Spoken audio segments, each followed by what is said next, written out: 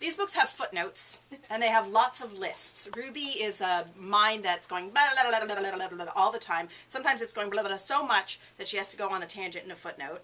And sometimes she has to organize her thoughts by making lists of stuff. And there's a lot of lists in this section that I'm reading to you.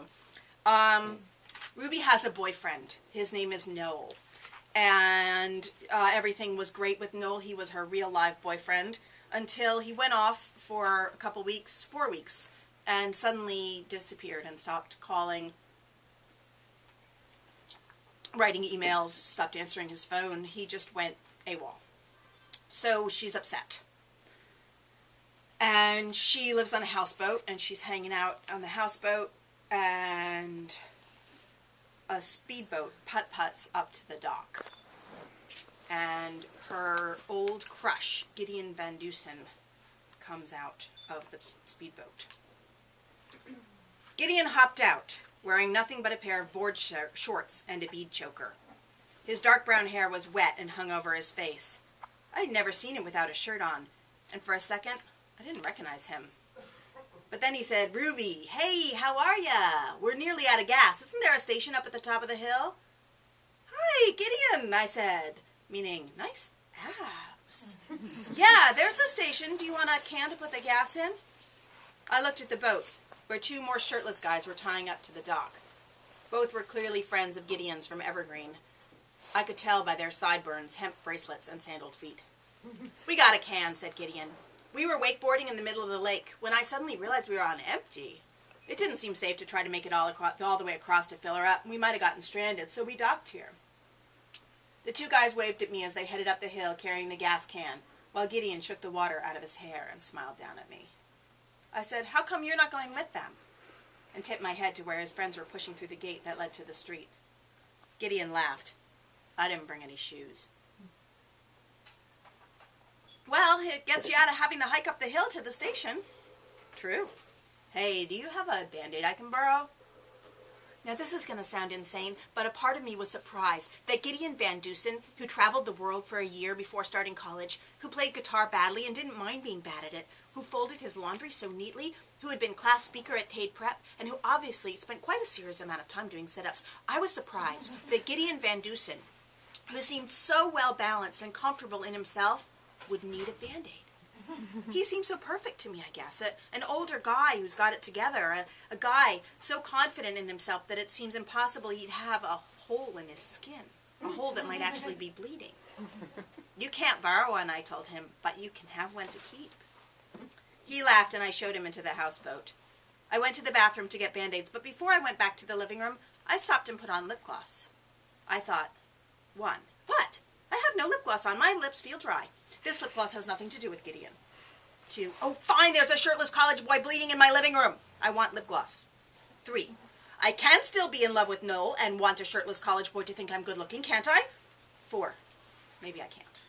5. Maybe, if you're really in love, you don't care if anyone thinks you're good looking besides the person you're in love with. 6. Maybe it's deranged to want college boys to think you're hot when you already have a boyfriend. 7. Maybe I'm a sex maniac slut like everybody says. 8. Then again, it's just lip gloss. I brought out a box of Band-Aids with pictures of sushi on them, along with some antibiotic ointment. Gideon showed me a spot on his calf where the wakeboard had flipped and sliced him. It wasn't big, but it would need 2 Band-Aids to cover it. I squeezed some ointment on my finger. Gideon looked surprised. You don't have to do that," he said. "Oh," I said, embarrassed, "you're probably capable of putting a Band-Aid on yourself, aren't you?" I am experienced in that department. "It's an impulse left over from babysitting," I said. "Okay, go ahead." He stuck out his leg. All the while I was dabbing ointment on Gideon's calf, which was tan and covered in light brown hair, I thought, 1, his skin is surprisingly soft, 2, but also hairy. Gideon is practically an adult. I think he's at least 19. Is it horrible that I want to touch his leg? I mean, Dr. Z says it's completely normal at my age to have this level of rabbit fever, but what I really want to know is, am I being disloyal? It is only ointment, after all, and a Band-Aid. Then again, I wouldn't like it if Noel was spreading ointment on the bare calves of Ariel Olivieri, especially not if Ariel was wearing nothing but a bathing suit and a bead choker. I was just putting on a second Band-Aid and enjoying it more than I should have when Hutch walked in from the greenhouse. Hutch is her dad's gardening assistant who goes to school with her and is her friend. I jerked back guiltily. Gideon Van Dusen, Hutch announced, barely making eye contact while he went to the sink and filled his water bottle. Rock on. Gideon looked blank. Have we met? He asked Hutch. This is John Hutchinson, I said apologetically. Hutch hopped up on the counter and swigged his water, still without making eye contact. Gideon held out his hand. Good to meet you. We've met, said Hutch, shaking it. I have a bad memory for faces. We went to school together for 10 years. Oh, yeah, said Gideon, obviously lying. Out of context, sorry. This is why Hutch is such a leper. He has 0 sense of what a warped little bunny he sounds like sometimes. Gideon's boat ran out of gas, I explained. Almost, said Gideon. We all stood around in the kitchen for a moment, not saying anything. Then Hutch said, nice lip gloss, Ruby, jumped off the counter, and went back outside.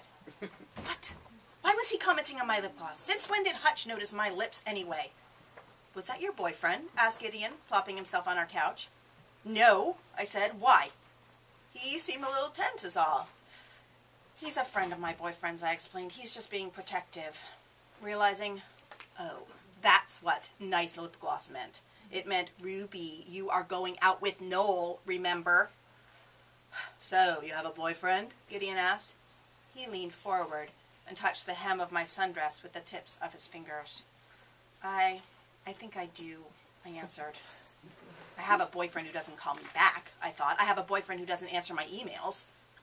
You think, or you know? Asked Gideon, looking up at me. I don't exactly know right now, I said. The thing, it's hard to explain. The thing we have is somehow not the thing we had before. You should call me, Gideon said, standing up to leave, when you know for sure. For sure what? For sure you don't have a boyfriend. What if I do? I asked. I mean, I'm pretty sure I do. Then don't call me. He was standing in our doorway, silhouetted in the light. But call me. That's